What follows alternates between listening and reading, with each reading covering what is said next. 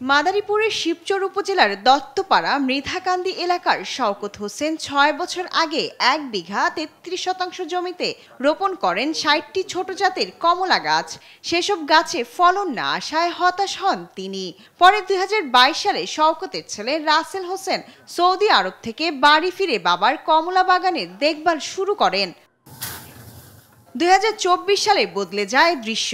বাগান জুড়ে দেখা দেয় কমলার ফলন। কোনো প্রকার ক্ষতিকারক রাসায়নিক স্প্রে না করায় বেশ সুস্বাদু এই কমলা। বাজারে ২৮০ থেকে ৩০০ টাকা কেজি দরে বিক্রি করছেন কমলা।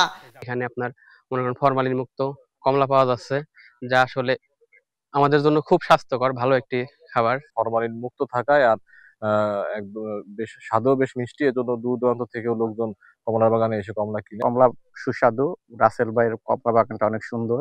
বাজারে থাকা বিদেশি কমলার চেয়ে স্বাদ বেশি হওয়ায় ক্রেতাদের কাছেও বেশ সাড়া পান। সৌদি আরব থেকে ২০২২ সালে চলে আসছি। আসার পর দেখি যে আমার বাবা এই বাগান করতো। আসার পর থেকে এই বাগান করা শুরু, আমার পছন্দ হলো, ভালো লাগলো। তখন এই যে বাগান ধরছি, বাগান করতেছি। এখন অনেক কমলা ধরছে, কমলা আসতেছে, বাজারজাত করতেছি। রাসেলকে সার্বিক সহযোগিতার আশ্বাস দিয়েছেন উপজেলা কৃষি কর্মকর্তা। প্রতি বছরই গত ২ বছর যাবত আমরা সেখানে ফল দেখতে পাচ্ছি এবং আমাদের কৃষি বিভাগ থেকে মাঠ পর্যায়ে যিনি উপসহকারী কৃষি কর্মকর্তা আছেন। বেকারত্ব ঘোচাতে রাসেলের মতো উদ্যোক্তা হওয়ার পরামর্শ কৃষি সংশ্লিষ্টদের। শায়লা খান, নিউজ ডেস্ক, দেশ টিভি।